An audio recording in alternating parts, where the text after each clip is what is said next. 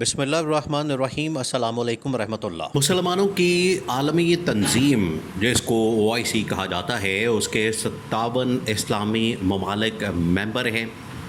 ایران اور اسرائیل کی جنگ کے بعد اب اس میں آپ کو پتہ ہے کہ امریکہ بھی کود پڑا ہے۔ آخرکار OIC کو تھوڑا بہت ہوش آیا۔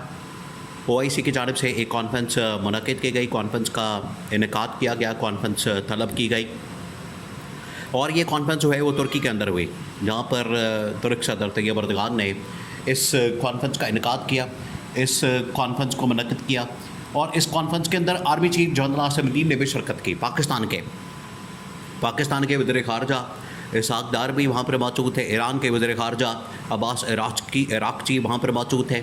تو تمام کے تمام جو عالم اسلام کے ممالک ہیں، 57 اسلامی ممالک، جس میں پاکستان ہے، افغانستان ہے، ایران ہے، بنگلہ دیش ہے، انڈونیشیا ہے، ملیشیا ہے، پھر اس کے بعد عرب ممالک قطر، کویت، پھر اس کے بعد سعودی عرب، UAE، عمان، شام، ایران، عراق، یمن، لیبیا، مراکش، یہ تمام کے تمام جو اسلامی ممالک، اس کے بعد آذربائیجان، یہ تمام کے تمام اسلامی ممالک پہنچے وہاں پر 57 اسلامی ممالک کی سربراہی کانفرنس کے اندر OIC، جہاں پر ایجنڈے میں 3-4 چیزیں شامل تھیں۔ بہت اہم ترین یہ کانفرنس ہوئی ہے، بہت اہم ترین۔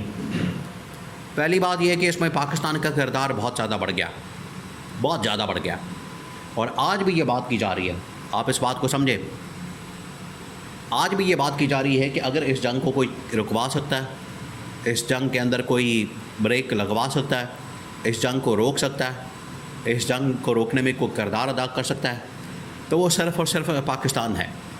پاکستان اس جنگ کو روک سکتا ہے، اور پاکستان کے اندر کوئی تگڑا لیڈر ہونا چاہیے، پاکستان کے اندر ایک پاورفل لیڈر ہونا چاہیے، پاکستان کے اندر ایک مضبوط لیڈر ہونا چاہیے جو کہ اس جنگ کو رکوا سکے۔ اب جو 3-4 ایجنڈے پوائنٹس اس ایجنڈے کے اندر جو شامل تھے، جو پاکستان آخرکار اس میں شرکت کرنے کے لیے پہنچا، جو پوائنٹس تھے، ایجنڈا تھا، وہ بڑا واضح تھا۔ اس کے اندر پہلا جو پوائنٹ ڈسکس کیا گیا وہ یہ تھا کہ ایران کے اوپر آج اگر حملہ کر دیا گیا تو کسی بھی اسٹیج کے اوپر ہمارے اوپر حملہ کیا جا سکتا ہے۔ یہ ان کے لیے سب سے بڑا کنسرن تھا، سب سے بڑی تشویش کی بات تھی، اور یہ ہے بھی۔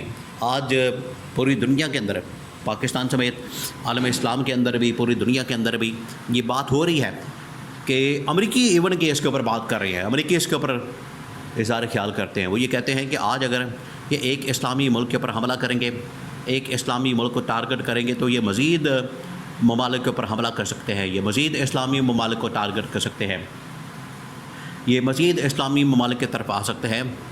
جس طرح سے انہوں نے پہلے 5-6 اسلامی ممالک کو نشانہ بنایا، ٹارگٹ کیا، ان کو صفحہ ہستی سے مٹا دیا، یا ان کی اکانومی ملک تباہ و برباد کر دیا، جس میں یہ بار بار مثالیں دی جاتی ہیں، شام کی، عراق کی، یمن کی، لبنان کی، اردن کی، یہ جو مثالیں دی جاتی ہیں۔ تو اس کے بعد ایران کے اوپر حملہ کر دیا گیا۔ آج اگر ہم ایران کے حق میں کھڑے نہ ہوئے، اسرائیل کی، امریکہ کی ہم نے مخالفت نہ کی، تو یہی دونوں ممالک باقی اسلامی ممالک کے اوپر بھی ایک ایک کر کے چن کر یہ حملہ کریں گے، چڑھائی کریں گے، ان کو ٹارگٹ کریں گے، نشانہ بنائیں گے، اور یہ چھوڑیں گے نہیں۔ اس وجہ سے آپ نے اس حوالے سے بڑا محتاط رہنا ہے۔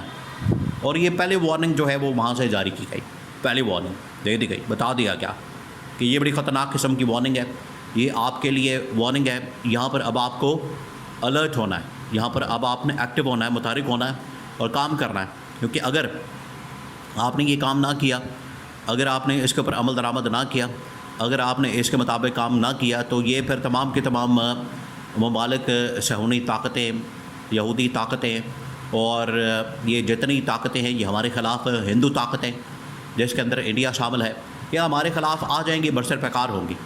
تو پہلا جو پوائنٹ تھا، ایجنڈا تھا، وہ یہ کہ اب ہمیں ایک ہونے کی ضرورت ہے، ایک طاقت بننے کی ضرورت ہے۔ اور پھر آپ کو پتہ ہے، یہ اس بارے میں پرانی کہانیاں بھی بڑی مشہور ہیں کہ جب لکڑیوں کا گٹھا ہوتا ہے ان کو توڑنا مشکل ہوتا ہے، لیکن جیسے ہی آپ الگ الگ ہوں گے ان کو توڑنا آسان ہو جائے گا۔ تو یہ بڑی زبردست مثال دی جاتی ہے، یہی اسلامی ممالک کے لیے مثال ہے کہ اگر یہ اکٹھے ہو جائیں گے پھر ان کے اوپر حملہ کرنا مشکل ہو جائے گا۔ اگر یہ الگ الگ ہوں گے ایک ایک کر کے، یہ صہیونی اور جو پیچھے یہودی طاقتیں ہیں یا صلیبی طاقتیں ہیں، یہ تمام اسلامی ممالک کے اوپر ایک ایک کر کے چن کر حملہ کریں گے. یہ پہلی بات. اور دوسری بات یہ کہ وہاں پر پھر ڈسکس کیا گیا، وہاں پر پھر اس آئیڈیا کو شیئر کیا گیا کہ آخر کار کیسے ہم اسرائیل کو یا امریکہ کو ننگا کر سکتے ہیں، بے نقاب کر سکتے ہیں.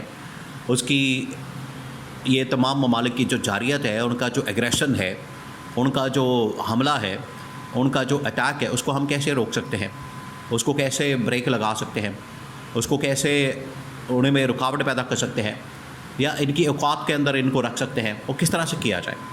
پھر یہ تجویز سامنے آئی. وہاں محمد بن سلمان، ترک صدر طیب اردوغان، UAE، تمام عرب ممالک اور باقی ممالک نے اس بات کے اوپر کنسنسس بلڈ اپ کر لیا.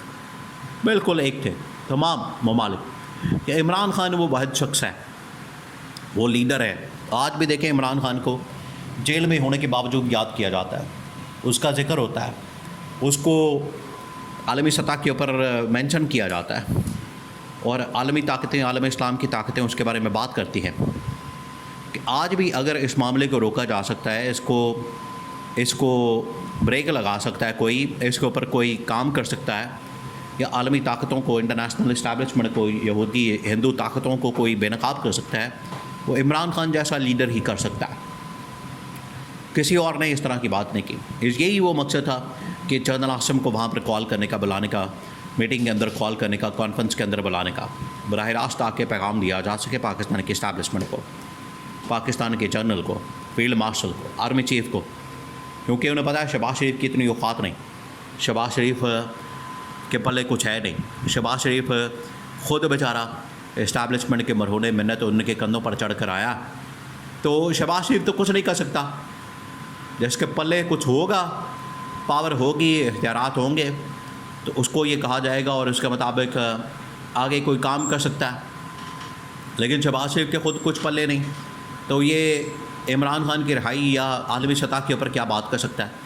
اس وجہ سے ان کو یہ پیغام دیا گیا، ان کو یہ میسج دیا گیا، ان کو کہا گیا. تو جنرل عاصم کو اس حوالے سے آگاہ کیا گیا، بتایا گیا کہ آپ نے کیا کرنا ہے، آپ نے کیسے کرنا ہے، عمران خان کی رہائی کے اوپر کیسے عمل درآمد ہو سکتا ہے، کیسے اس کے اوپر کام ہو سکتا ہے.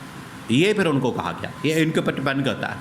عالم اسلام نے، 57 اسلامی ممالک نے عمران خان کی رہائی کی بات کر کے، سپورٹ کر کے یہ ثابت کر دیا کہ دنیا میں اگر ان طاقتوں کا، استعماری طاقتوں کا مقابلہ کر سکتا ہے، وہ صرف عمران خان کا. اور یہی ان ممالک کی جانب سے ڈیمانڈ کی گئی کہ عمران خان کو فی الفور رہا کیا جائے.